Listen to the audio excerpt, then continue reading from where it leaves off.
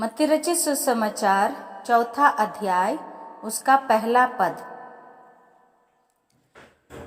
तब उस समय आत्मा यीशु को जंगल में ले गया ताकि इब्लिस से उसकी परीक्षा हो। वो दूसरा पद, वह 40 दिन और 40 रात निराहार रहा, अंत में उससे भूख लगी।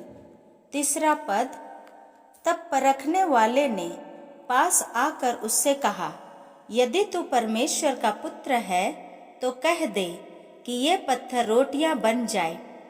चौथा पद, उसने उत्तर दिया कि लिखा है कि मनुष्य केवल रोटी सी ही से नहीं परंतु हर एक वचन से जो परमेश्वर के मुख से निकलता है जीवित रहेगा। पांचवा पद, तब इब्लिस उससे पवित्र नगर में ले गया और मंदिर के कंगूरे पर खड़ा किया।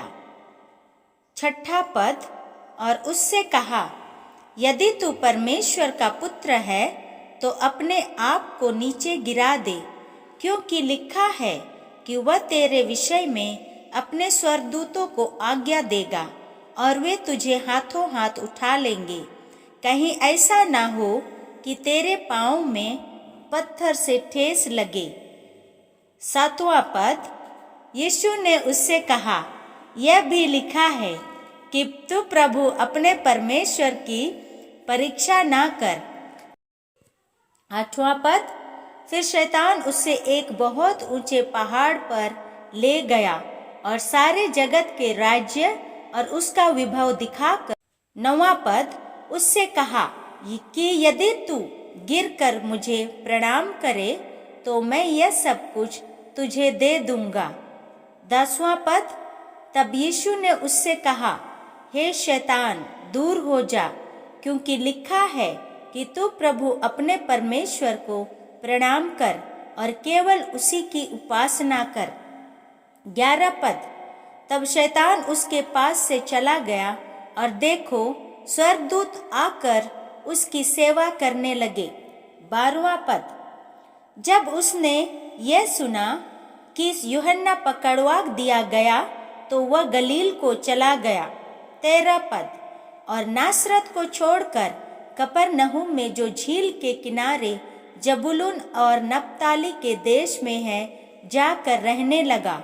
14 पद, ताकि जो यशायाह भविष्यवक्ता के द्वारा कहा गया था वह पूरा हो। 15 पद, कि जबूलून और नप्ताली के देश झील के मार्ग से यरदन के पार अन्य जातियों का गलील।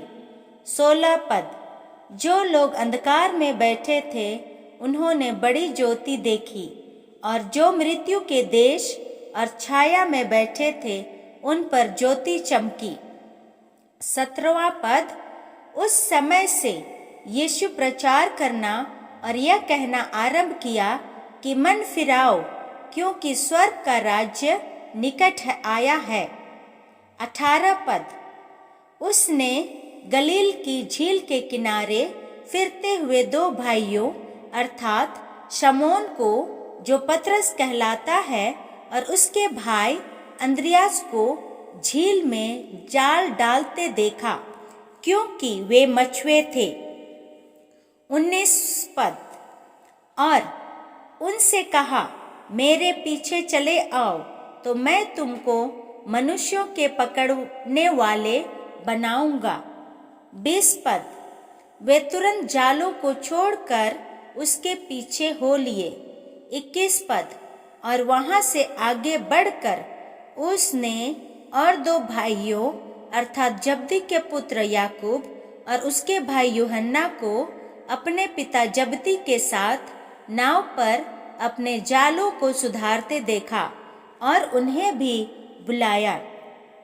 22 पद, वे तुरंत नाव और अपने पिता को छोड़कर उसके पीछे हो लिए। 23 पद, और यीशु सारे गलील में फिरता हुआ उनकी सभाओं में उपदेश करता और राज्य का सुसमाचार प्रचार करता और लोगों की हर प्रकार की बीमारी और दुर्बलता को दूर करता रहा। 24 पद, और सारे सूर्य में उसका यश फैल गया और लोग सब बीमारों को जो नाना प्रकार की बीमारियों और दुखों में जकड़े हुए थे और जिनमें दुष्ट आत्माएं थीं और मिर्गी वालों और झोले के मारे हुओं को उसके पास लाए और उसने उन्हें चंगा किया। 25 पद। और गलील और दिकापुलिस और यरूशलेम और यहूदिया से और यरदन के पार से भीड़ की भीड़ उसके पीछे हो ली।